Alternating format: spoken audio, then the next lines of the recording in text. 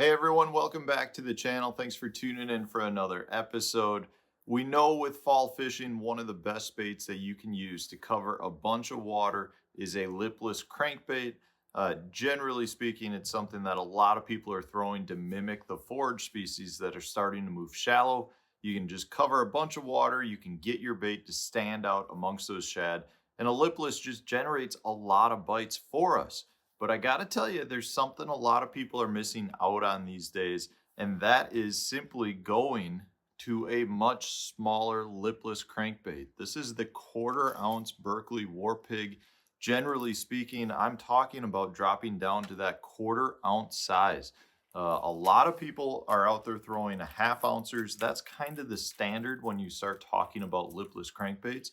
But a lot of people are under the conception as well that you should be going with larger baits in the fall. So they're throwing 3/4 ounce lipless crankbaits, which are pretty substantially bigger than this. I mean, a 1/4 ounce lipless is actually very small. I've got here a 1/2 ounce that you can see as well, even though I just dropped it. So here's God, these hooks are sharp. There's a 1/4 ounce and this is a 1/2 ounce. So you can see there's a substantial difference in size when you're talking about each of the lipless crankbaits. And the key here is the reason they're so much better is because of that size. What a lot of people don't realize is in the fall, the young of the year are finally getting to the size where they need to be in order to survive the winter months. But if you're talking about shad, that's the size of the shad. They're very small. They're not necessarily those big gizzard shads that are running around. Everyone would assume that the shad are at some giant size. But for the most part, all of those shad that were almost too small to become a forage species for the bass or the better sized bass are now in huge balls of small shad. And that's what makes it so good. It actually does a great job at matching the hatch. Now, I do want to say there's a couple of things that you might need to do to adjust your bait to make it as good as it needs to be. Because when you're talking about a 1/4 ounce bait, they tend to ride much higher up in the water column. And in some instances, you actually want them to get down to a deeper level. So some things that some people do is they swap out the hooks for a little bit larger hook. That's going to add weight, help your bait get down. Other people will actually take a little bit of lead tape and put it on the bottom just to get the bait to sink here. Other people will wrap a little bit of lead wrap or solder around the hook shank to help it weight down. Because in a lot of instances, you actually do want your bait to get down, down into that 5, 6, 8, 10 foot range.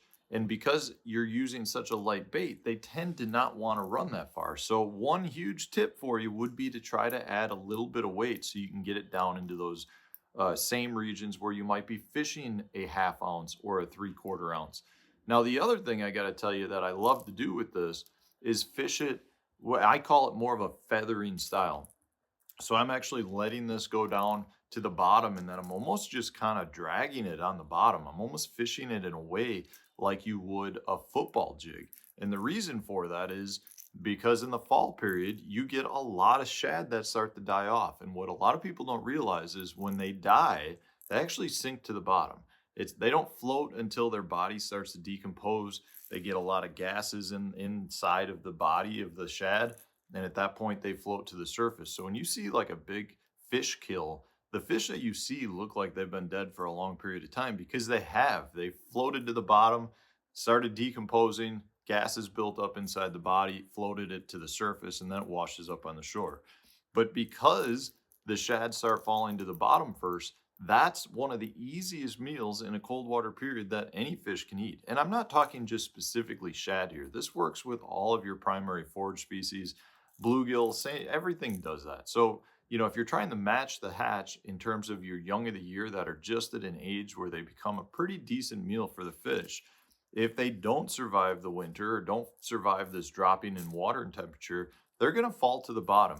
And there's a lot of bass that when they see a fish that's kind of just flickering down on the bottom, looking like they're in trouble, that becomes the easiest meal around. They will go over and slurp that up in a heartbeat. So I actually really like to take little 1/4 ounce baits and kind of almost drag them on the bottom.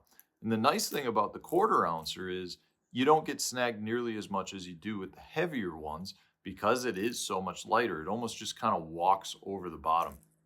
So that's a huge key. Another is you probably will have to downsize a little bit in your gear. Generally speaking, I'd like to throw lipless crankbaits on a medium heavy action rod. Sometimes as well, I'll throw them on a blended rod. But when I'm throwing the little ones, I really like to drop down to a light, medium, heavy.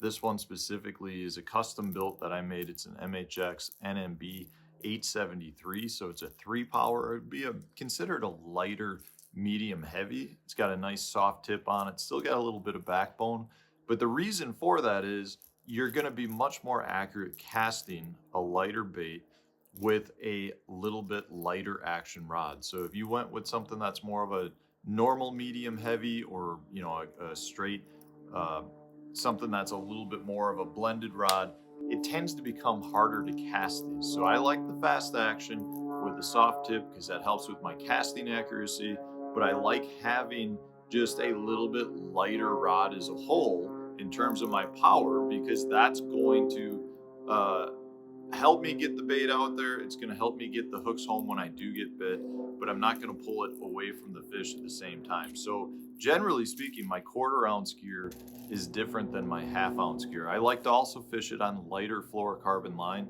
I'll fish them on 10 or 12 pound, assuming I'm not ripping them through the grass like I would be with maybe a 1/2 ounce or something, which I might be doing in the spring more. I generally like to fish them with a little bit lighter fluorocarbon line, which also helps the bait stay down and get down.